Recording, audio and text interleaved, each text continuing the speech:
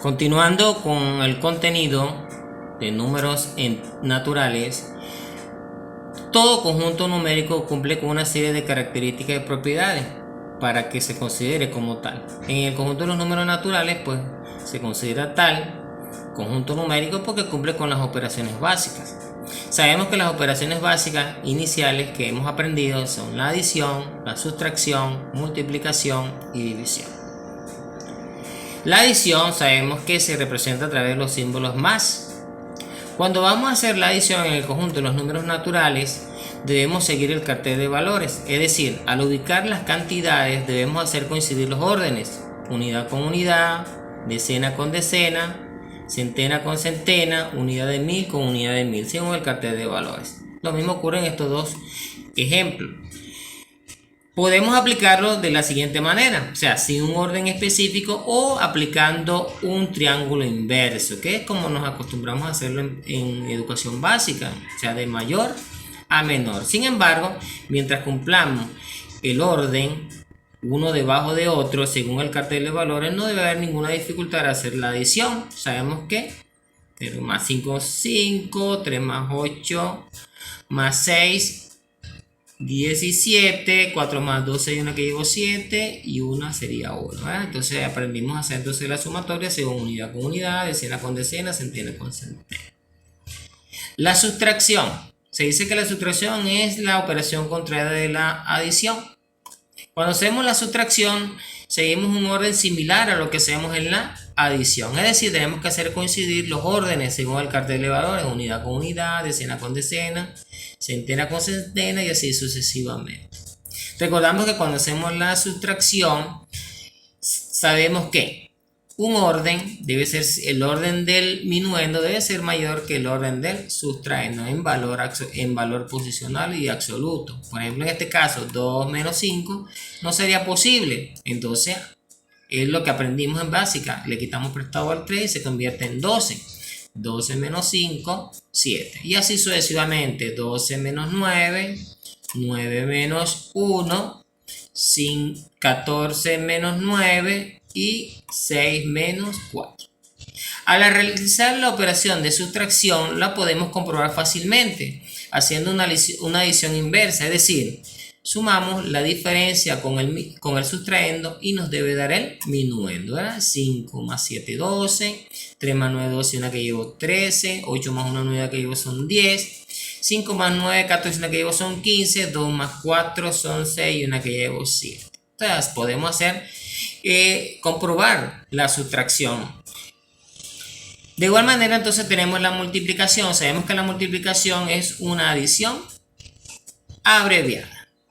Cuando hacemos la multiplicación no necesariamente debemos seguir el cartel de valores, pero tenemos entonces los factores, el multiplicando y el multiplicador. Eso sí es importante. Podemos buscar el multiplicador en cualquier posición, pero al comenzar a multiplicar siempre es de derecha a izquierda, tomando cada uno de los dígitos del multiplicador y multiplicándolo por cada una de las cifras del multiplicador. 4 por 5, 20, 4 por 3 son 12 y 2 que llevo 14 y así sucesivamente.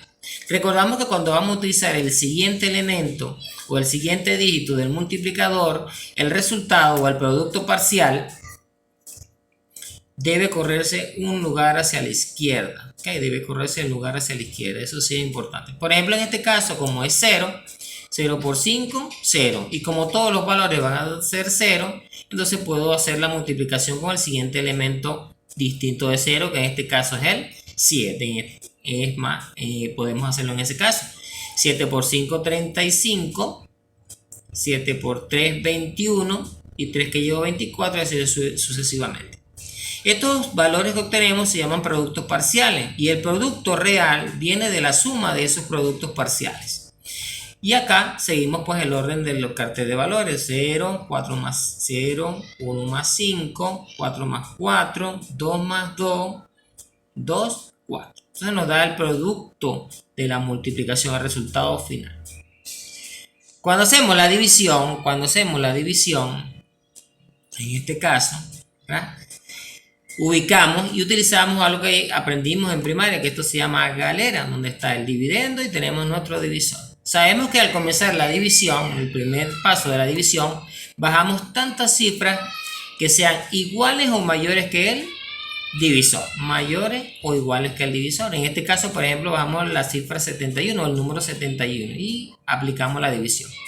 La dificultad de la división es que tenemos que hacer básicamente todas las operaciones, es decir, tenemos que dividir 71 en 57 entre 57, 1, y luego multiplicar 1 por 57 y restárselo a 71. En este caso, 1 por 7, 7, al 11, 4, llevo una por 5, 5, y una que llevo 6, al 7, 1.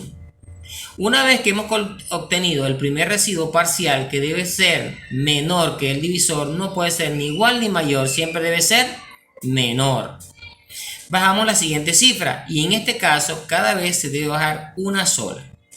Cada vez que bajemos una de las cifras debe colocarse un dígito en el cociente. Por cada cifra que bajemos debemos colocar un dígito en el cociente. Por ejemplo, 140 entre 57 toca 2. Nos queda como residuo 26. Bajamos al 2 y formamos el número 262 entre 57 toca 4. Queda como residuo 34. Bajamos el 3, 343 entre 57 toca 6. Por 57 nos queda como residuo el 1. Al bajar el 1 formamos la cifra o el número 11. 11 entre 57 no se puede dividir porque es menor, pero debemos colocar entonces el resultado, o sea, el cociente indicado en ese caso, que es 0. Luego bajamos la siguiente cifra, que es 0, y formamos la cantidad 110, que la dividimos entre 57 y nos toca 1. 1 por 57 nos queda 53. Como estamos trabajando con los números naturales, en este caso no aplicamos ninguna coma, ningún decimal, porque estamos trabajando con números naturales. Recuerden que las características de los números naturales es que no presentan decimales. Si observamos la división, nos damos cuenta que 1, 2, 3, 4, 5, 6. Hicimos 6 veces la operatividad. 1, 2, 3, 4, 5, 6 dígitos aparecen en el cociente, porque eso debe ser por cada vez que hagamos la división debe aparecer una cifra en el cociente. Las operaciones básicas crean propiedades o siguen ciertas propiedades. Para cualquier conjunto numérico y en su estudio de las operaciones básicas tenemos la propiedad de clausura. Es sumamente importante. Nos dice la propiedad de clausura que para cualquier par de números naturales se cumple que si los sumo, si los multiplico, me debe dar otro número natural. Eso es lo que consiste en la propiedad de clausura. Cuando haga operaciones con números naturales, el resultado debe ser otro número natural.